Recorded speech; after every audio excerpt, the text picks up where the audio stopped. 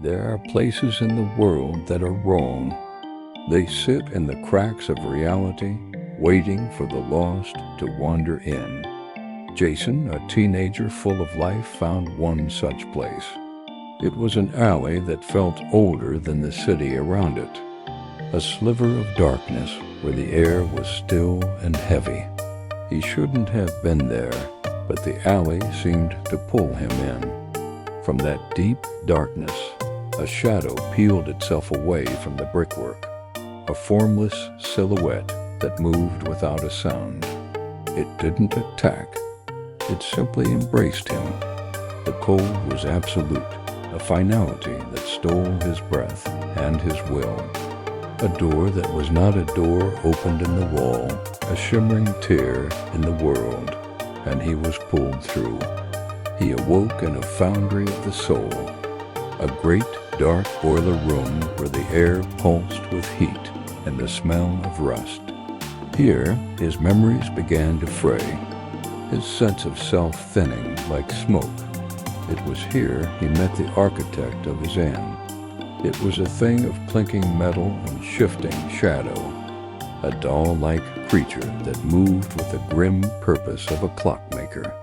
It approached not with malice, but with duty. It reached out, and its touch was a quiet oblivion. He felt his being hollowed out, his humanity drained and replaced with something new. His skin became a shell of smooth black artifice. His face, a mask of white porcelain, was forever locked in a wide, unsettling smile. The boy named Jason was gone. What remained was a sentinel, a silent guardian with a single unwavering purpose burned into its new mind, to stand watch. A glowing doorway appeared, and the doll body moved, compelled by its new nature. It stepped back into the alley it had left a lifetime ago, and it saw him, a boy, tan and tall, walking into the mall. It was himself. An echo of the boy's terror, not its own, forced its arm to lift. The past Jason saw the smiling, dark figure and fled. The purpose was clear. The sentinel stood its lonely vigil as time bled together. A girl with blonde hair, a boy with glasses, a girl with curls, 3 more souls on the precipice. For each, the sentinel repeated its silent, terrifying warning. Each one was saved. When the last had run, a profound stillness settled. The purpose was complete. The sentinel looked at its hands as cracks began to form, spreading across its dark body. It did not break. It simply dissolved, turning to a cloud of fine black dust that the wind caught and scattered into the night, finally releasing the echo of the boy it once was.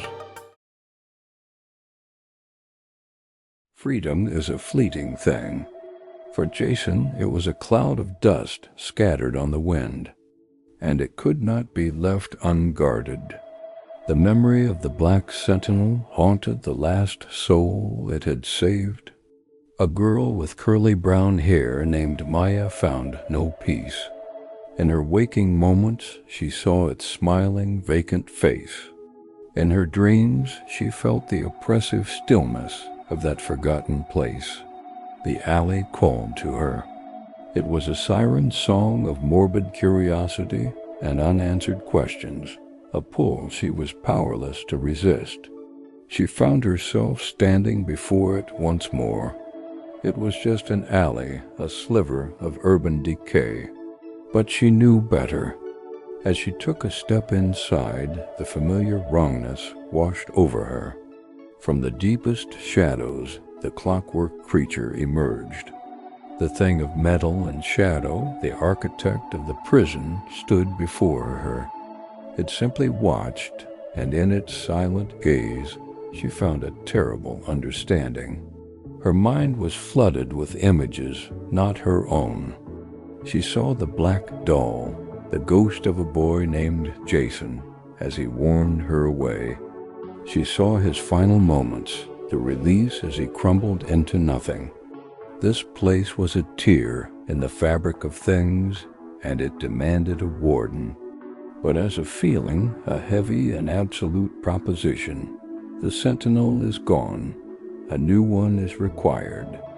The grief for a boy she never knew, and for the choice she knew she had to make. A shimmering wave of energy, like heat haze, washed over her. Her skin hardened into a shell of white, cracked porcelain. Her face became a mask not of horror, but of melancholy, a gentle, sad smile etched upon it, with a single permanent tear carved below one eye. And as the moon cast long shadows, a new lost soul, a teenage boy, wandered towards the alley's entrance. The porcelain doll raised a delicate hand, and the cycle began again. A sentinel of sorrow stood its watch. The porcelain doll that was once Maya waited in the heart of the alley's wrongness. But the nature of the guardian had changed, and so too would the nature of the lost. The next to arrive was a boy named Leo. He was not lost in the way the others had been. He walked with the heavy certainty of one who seeks an end, and the alley called to him not as a place of fear, but as a final, quiet promise of release. He stepped into the oppressive silence and saw the doll. He did not feel the primal terror that had saved the others. In her cracked, sad smile, he saw a reflection of his own brokenness. He felt a kinship with her silent grief. He approached slowly, his steps heavy. He stood before the porcelain guardian and saw the single tear carved into her cheek. This was a sorrow he understood.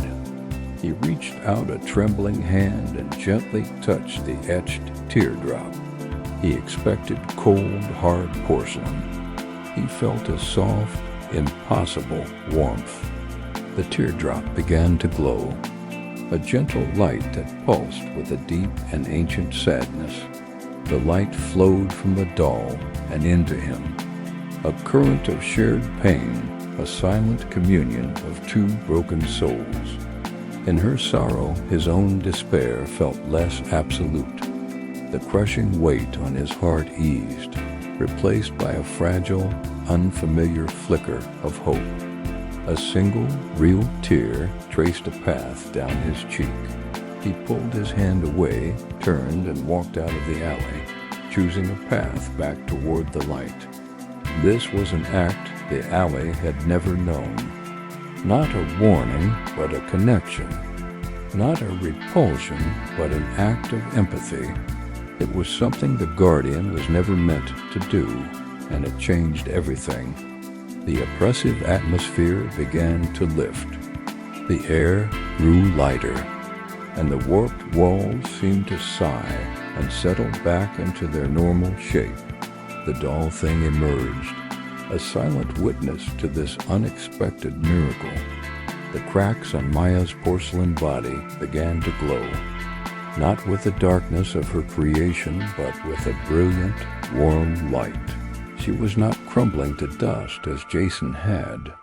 She was dissolving, her form breaking apart into 1,000 points of light that ascended into the sky, cleansing the alley of its long-held wound. The sentinel was free, not because her duty was done, but because she had transcended it. The doll thing watched the last of the light fade, gave a slow, final nod, and receded into the mundane shadows of a place that was, at long last, just an alley. The cycle was broken.